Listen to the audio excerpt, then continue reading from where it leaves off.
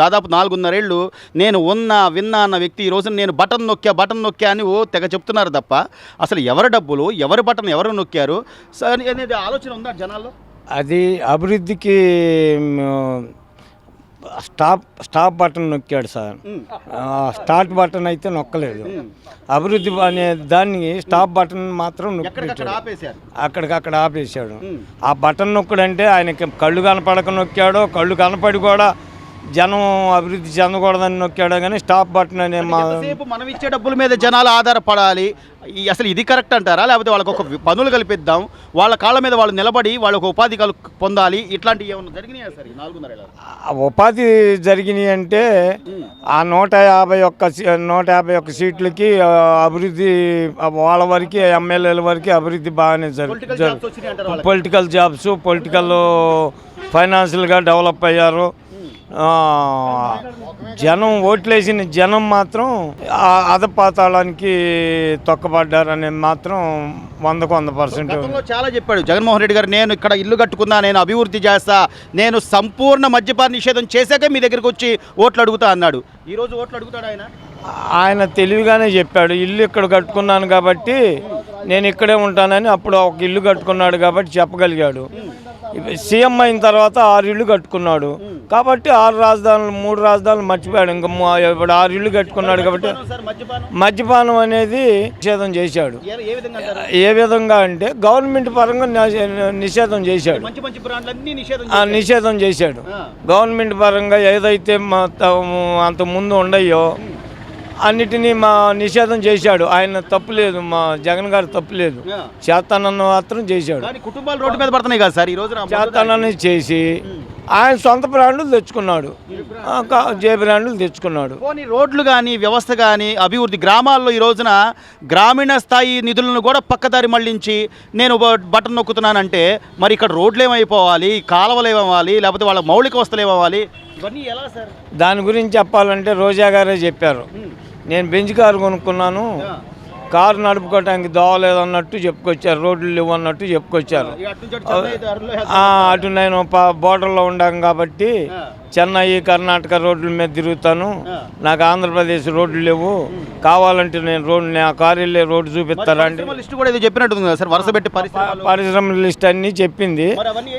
By mistake ఏంటంటే వెళ్ళిపోయిన పరిశ్రమల లిస్టు ఉండయి అనుకుంటుంది. ఇక్కడ ఆ ఉండయి అనుకొని చదివింది లిస్టు, వెళ్ళిపోయి అన్న సంగతి ఆమెకు తెలియలే. ఇంకా అలా ఉంది. అమాయకం ఎట్టయినా వింటారు, చేయనేవాడు ఉంటే ఏదైనా ఇంగ్లీష్లో అయినా బుర్రక చెబుతారు అన్నట్టు. సో చివరిగా కనీసం మన ఓటు మనం వేసుకునే పరిస్థితి ఉంటుందంటారా? ఉండాలి అనేది ప్రతిపక్షాల గొడవ. అసలు ఓట్ల కాడికి రానివ్వకూడదు అనేది ఇది అధికార పక్షం ఉండే. అది ఏమిటి అంటే జగన్కి ఇచ్చిన కాళ్ళు, జగన్కి కాళ్ళు ఇచ్చారు. ఎవరు ఇచ్చారనేది మీకు తెలుసు, నాకు తెలుసు. కేంద్రం ఇచ్చింది. ఆ కాళ్ళని ఇప్పటికైనా సంఖ్యలు వేసి ఈసారి ఎలక్షన్ని సవ్యంగా సాగనంపాలని, సాగియాలని మేము అనుకుంటున్నాము. మరి అలా సంఖ్యలు కనుక వేయగలిగితే ప్రతిపక్షాల వాళ్ళకి అదృష్టవంతులు, వేయినప్పుడు చేయగలిగింది ఏం లేదు సార్. చదువుకున్న వ్యక్తి, విద్యావంతులు, ఈ రోజున రాష్ట్ర పరిస్థితి చూస్తే ఒక పక్కనేమో జగన్మోహన్ రెడ్డి గారు సిద్ధం అని లక్షల కోట్ల రూపాయల ప్రజాధనమో లేకపోతే ఏదైనా కానీ ఎక్కడ పడితే అక్కడ ప్రచారం, అదేమంటే నేను బటన్ నొక్కా నేరుగా అకౌంట్లో డబ్బులు వేసా అని చెప్తున్నారు. ఎంతవరకు వాస్తవం ఉందనుకుంటున్నారు? ఏంటి ఆ బటన్ నొక్కాము నేరుగా వెళ్తున్నాయి అన్నారు, కానీ అది పూర్తిగా వెళ్తుంది ఎవరికి తెలియదు. కొంత పర్సంటేజ్ వెళ్తుంది, అందరికీ కూడా వెళ్ళట్లేదు. అది ఓన్లీ పబ్లిసిటీ కోసం వాడుకున్నారు తప్పితే అది కరెక్ట్ కాదు నా ఉద్దేశం అయితే. దట్టు ఇంకోటి, ఈ సంక్షేమ పథకాలు ఇచ్చేసి ఇంకా ప్రజల్ని బద్దకస్తులను చేసేసి ఇలా చేసే బదులు ప్రగతి ఏదోటి అభివృద్ధి అనేది చేసేసి ప్రజలకు పనులు కల్పించి వాళ్ళ ద్వారా ఆదాయం తెచ్చుకోగలిగితే ఆ ప్రభుత్వం గట్టి ప్రభుత్వం నా నమ్మకం. అటువంటి ప్రభుత్వం రావాలంటే చంద్రబాబు నాయుడు రావాలి. కానీ మరి అలాంటి వ్యక్తినే ఆ రోజున రాష్ట్ర విభజన తర్వాత ఒక రాష్ట్రం అంటూ లేకపోయినా కూడా ఆయన 2014 నుంచి 19 వరకు చేసిన అమరావతి రాజధాని నిర్మాణం కానివ్వండి, లేకపోతే అక్కడ హైకోర్టు భవనం కానివ్వండి, లేదా సెక్రటేరియట్, ఇన్ని చేసినా కూడా అదంతా గ్రాఫిక్సే. అంటే ప్రజలను నమ్మి ఈ రోజున 151 సీట్లు ఇచ్చిన వ్యక్తిని మళ్ళీ నమ్మండి అంటే నమ్మేయడానికి సిద్ధంగా ఉన్నారంటారా? నమ్మేయడానికి సిద్ధం లేరు. ప్రజల్లో చాలా మార్పు వచ్చింది.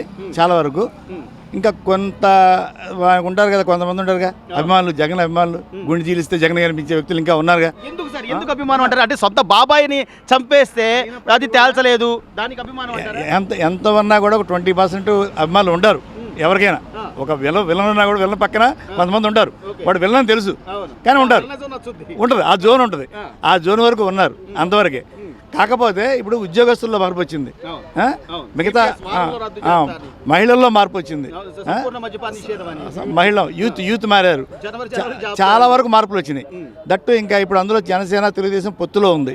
సో కాబట్టి ఈసారి తప్పకుండా ఈ తెలుగుదేశం అనేది తప్పకుండా వస్తుంది గ్యారెంటీగా. చంద్రబాబు జెండా సభ సాక్షిగా ఆయన చెప్పాడు చాలా స్పష్టంగా, ఈ రోజున రాష్ట్రాన్ని కాపాడుకోకపోతే పొత్తు నేపథ్యంలో రాష్ట్రాన్ని కాపాడుకోకపోతే ఆంధ్రప్రదేశ్ అనేది మ్యాప్లో లేకుండా ఉంది అని పవన్ కళ్యాణ్ గారు చాలా స్పష్టంగా చెప్పారు. ఆయన 24 సీట్లే ఎందుకు తీసుకున్నాడో కూడా చెప్పాడు.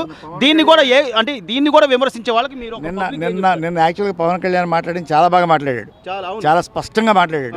ఆయన ఉన్నట్లుగా చెప్పాడు. ఎందుకు వీళ్ళు ఏదో బయట కూర్చొని మాట్లాడడం తప్పితే అన్ని కావాలని చెప్పి అన్ని ఇచ్చినా చేయలేరు. ఆ విషయాన్ని ఆయన చెప్పేశాడు, అందరికీ ఫ్రాంక్గా చెప్పేశాడు. అది కుల ప్రాతిపదికన ఓట్లు పడే ప్రసక్తి లేదు ఇప్పుడు. ఆ కుల ప్రాతిపదిక ఏమి లేవు. ఇవాళ అంతా కూడా ఏమనుకున్నారంటే ఆంధ్రప్రదేశ్ డెవలప్ అవ్వాలి, ఇది ఒక్కటే ఏం అందరికి కూడా. ఇప్పుడు ఇవాళ అందరూ మారిపోయారు.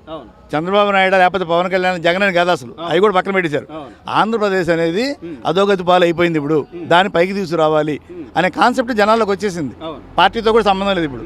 అందువల్ల జగన్కి యాంటీ అయిపోయారు అంతే. ఇప్పుడు జగన్కి యాంటీ, ఇవాళ ఉన్న వాళ్ళందరూ కూడా జగన్కి యాంటీ అయ్యారు. గతంలో ఎన్నికలు తెలంగాణలో జరిగినప్పుడు మీరు మాకు ఓటేయకపోతే ఆంధ్రాలో అయిపోద్ది అని ఒక ఎగ్జాంపుల్ చెప్పినా కూడా ఇంకా ప్రజలు ఏదో అమాయకంగా ఉన్నారు, లేకపోతే ప్రజలు నేను బటన్ నొక్కాను కాబట్టి నాకే ఓట్లేస్తారు అంటే దాన్ని ఏమనాలి సార్? అదే లేదు, అది అతను అవివేకం అనుకోవాలి అంతే. అవివేకం, ఆయన అవివేకంగా ఆలోచిస్తున్నాడు తప్పితే వేరే మాట్లాడడానికి అవకాశం లేదు. సో కాబట్టి ఆంధ్రలో మార్పు చాలా ఎక్కువగా ఉంది, తక్కువ కూడా కాదు, చాలా ఎక్కువగా ఉంది. అన్ని వర్గాల్లో వచ్చింది మార్పు. డెఫినెట్గా అభివృద్ధి కోసం అందరూ కూడా తెలుగుదేశంకి రేపు ఓడేస్తారు, తెలుగుదేశం వస్తుంది. దాదాపుగా అంటే అసలు కనీసం ఇది అన్యాయం అని చెప్పడానికి కూడా భయపడే పరిస్థితులు ఏర్పడ్డాయంటే ఎంతవరకు న్యాయం అంటారు? ఇది న్యాయం ఉంది, ఆయన అరాచక పాలన లాంటిది. మరి ఎలా నమ్మారు అతను? నేను ఇసుక చంద్రబాబు ఇచ్చిన దానికంటే తక్కువ ఇస్తున్నాను అన్నాడు. అన్నాడుగా. ఈయన ఇసుక తేల్చే లోపు ఏరు వచ్చింది, వేల మంది అడుక్కు తిని వలస వెళ్ళారు పనులు లేక.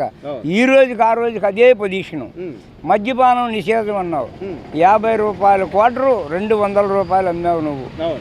బ్యాన్ లేదు, 150, 200, 130, 120, 270 మందు. అమరావతిని అభివృద్ధి చేస్తాను, ఇంకా ఫలం ఉండా బాధ లేదని చెప్పి నువ్వు ప్రతిపక్షంలో ఉన్నప్పుడు ఇప్పుడు వచ్చి అమరావతి మునిగిపోద్ది, ముంపు ప్రాంతం అన్నాడు. అదే అమరావతిలో సభలు పెట్టుకుంటున్నాడు, అదే అమరావతిలో సభలు పెడుతున్నావు.